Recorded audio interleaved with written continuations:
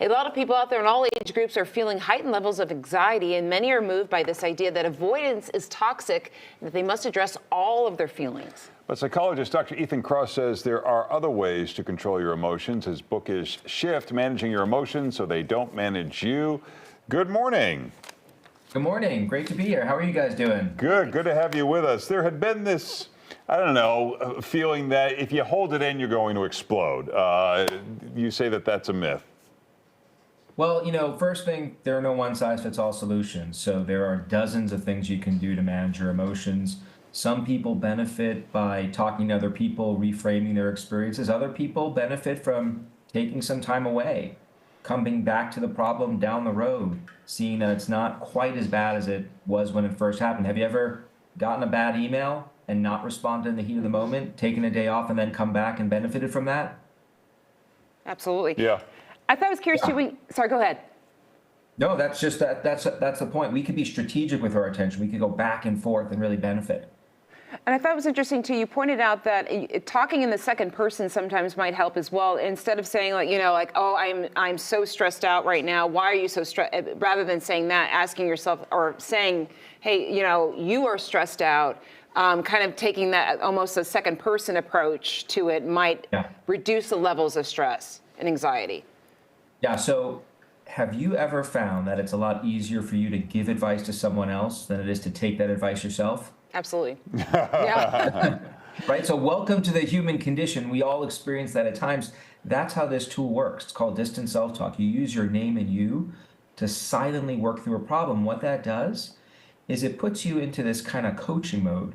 When a friend comes to you with a problem, you give them good advice. You don't beat them down. When we use the word you to refer to ourselves, it's like we're talking to someone else.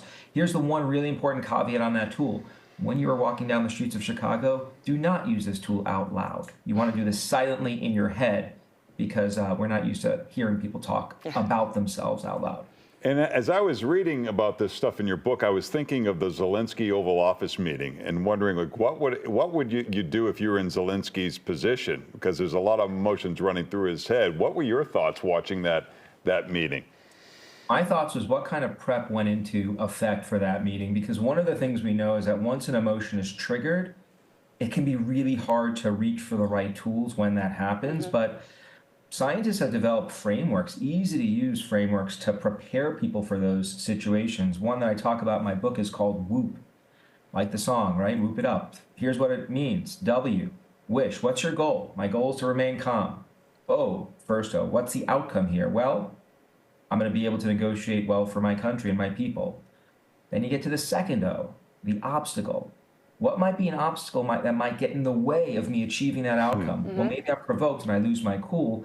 And then you get to the P, which is a plan. If I'm provoked, then I'm going to do this. And then you want to plug in one of the dozens of tools that may work for you. Maybe it's a deep breathing technique. Maybe it's mental time travel, thinking about how this is going to play out down the road. There are lots to choose from. But the key here is we want to game this out in advance. That's what lots of great leaders and great organizations do.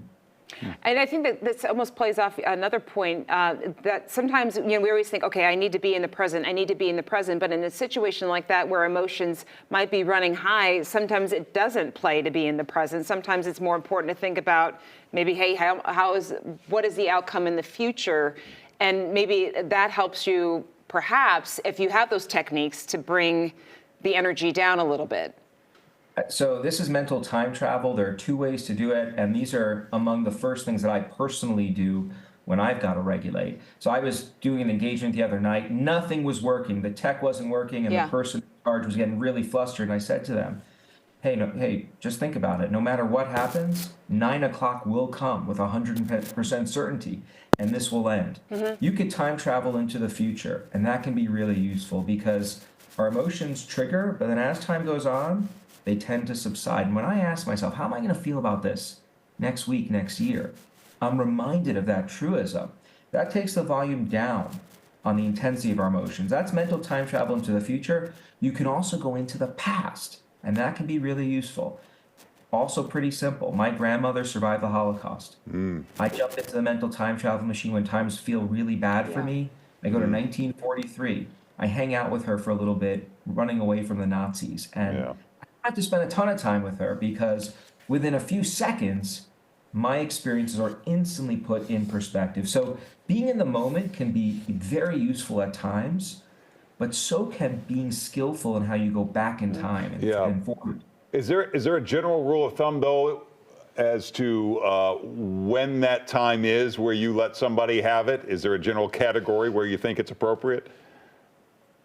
Tell me, give me a beat more appropriate to be in the moment, you mean, or go forward? Be more appropriate to let your emotions fly at somebody that may end up. Oh yeah. So thank you for asking that, Larry. So I am a proponent of the belief that all of our emotions are useful when they're experienced in the right proportions, even the quote unquote bad ones. So anger, for example, we experience anger when our understanding of right and wrong is violated, and you can do something to fix the situation. So if my daughter rides her bike without a helmet, I get a little angry.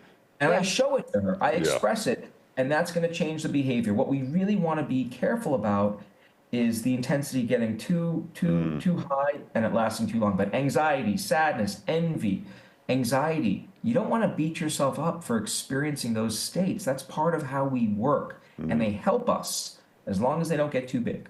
All right. Dr. Ethan Cost, thank you so much for joining us. Here is the information on your screen. Shift Managing Your Emotions so they don't manage you. And you can find Dr. Cross on the socials. Thank you. Thanks for having me.